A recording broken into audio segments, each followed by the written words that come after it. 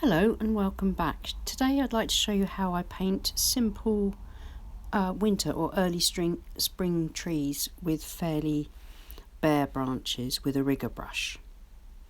I've painted a simple graduated wet in wet wash here with cobalt blue, raw sienna and a little bit of light red and vandyke brown in the foreground to suggest where the trees will grow from, and these are my rigger brushes that I'm going to be using, thin, flexible bristles, in order to be able to create reasonably fine lines and very fine lines, so that we can create the illusions of some trees. First I'm going to wet the paper across the bottom so that my tree trunks don't look too harsh when they come out. And the first layer of lines that I'm making are with quite watery paint, in various different shades of paynes grey, cobalt blue, and light red to get sort of greyish and brownish and blackish mixes, but I say thin paint because here I'm painting the back layer of this group of trees, just the undergrowth, scrubby little bushes and trees in the background, before I paint in the darker lines of the foreground trees. So I'm not really caring what I'm doing, I'm just putting in these lines and scribbles and things in the rough direction of the growth of the bushes.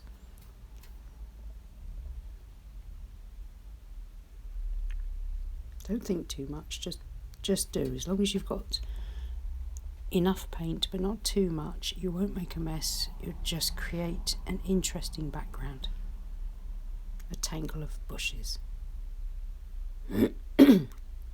Excuse me. Right, now I'm going to put in rough shapes for the foreground tree trunks. I'm going to keep them nice and thin with the rigger at the moment. I'm sort of wiggling around to give them a bit of variety for these branches. I don't want to come completely up to the top of the page. So I'm just feeling my way at the moment with the rigger brush.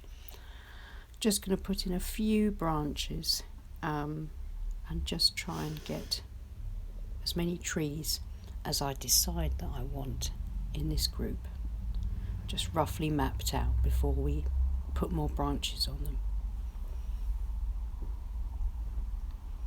Remember to taper out the strokes as you get closer to the top, because the branches obviously get thinner as they grow closer towards the sky.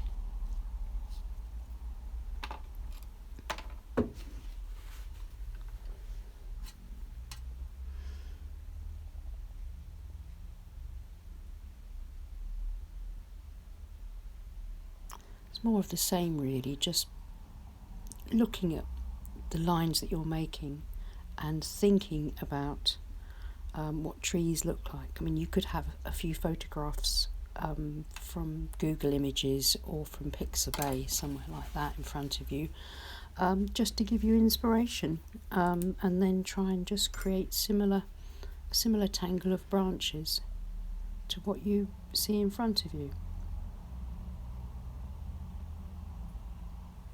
But you need to simplify from a photograph, of course. You don't need as many branches as we see in photographs for this kind of simple painting. Right, I'm speeding this bit up again because it's just more of the same until I come across the right side of the painting and fill it up with as many trees as I decide that I'm going to have in this little spinny.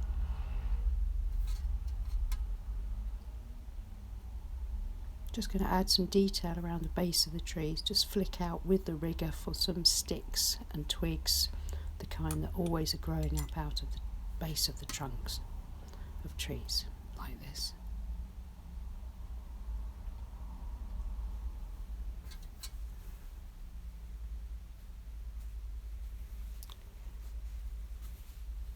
A few more on this side just to balance things up.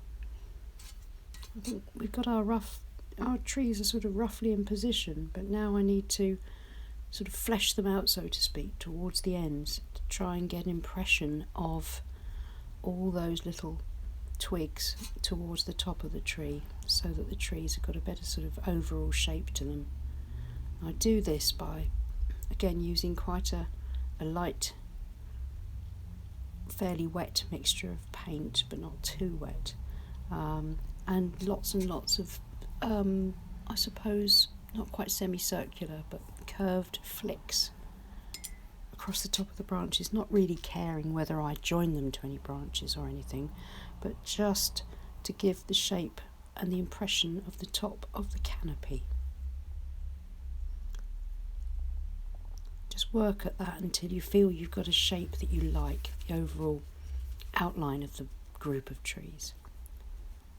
It's a little bit damp, it's a little bit heavy where the paint's diffused into the wet paper at the bottom, so I've just dabbed it out a little bit and just tweaked the shape of the base slightly, and I'm going to add a few more sticks and twigs and just keep going like this until I feel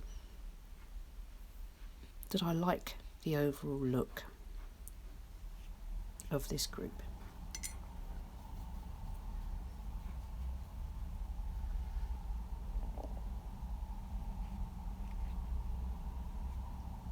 Maybe just a few extra bits here and there, just to coming out from a little bit further forward.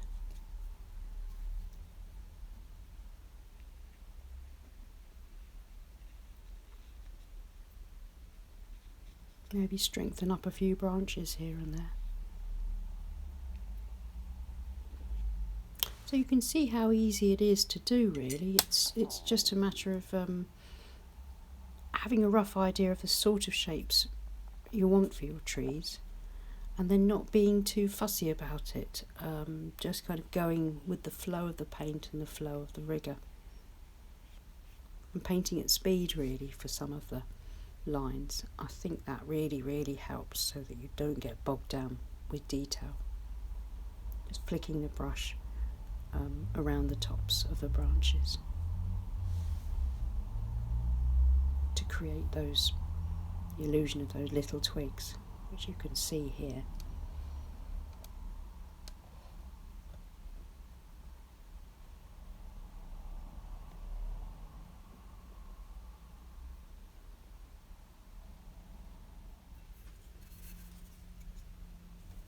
Right, now I've scrunched up my hake brush and dipped it in some lemon yellow and some of the cobalt blue from the sky, and I'm just going to give the ends of the branches just the first flush of spring leaves coming through. The branches are mostly going to be left bare in this painting. It's just going to be, as I say, just the first flush of leaves that always look so pretty when you go out for a walk in the early spring. I'm going to add a little bit more cobalt blue to the light green mix, just so I can get some slightly darker patches in the leaves, just to add a little bit more depth.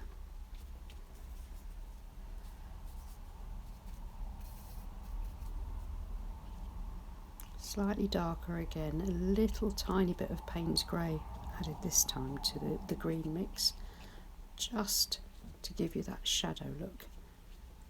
I'm going to put a little bit across the lower part of the tree so that it looks like there's some spring leaves just growing out of some of the lower branches too. That's it, I think we're nearly done.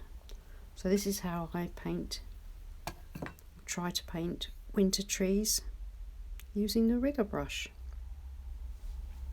Just a nice simple background. I just would recommend that you have a go. I think you'd really enjoy it. Just practice and see what happens, and I'm sure that you'll create some beautiful trees because they're quite easy to do. Thank you very much for watching. Please like and subscribe, and I'll see you soon. Bye.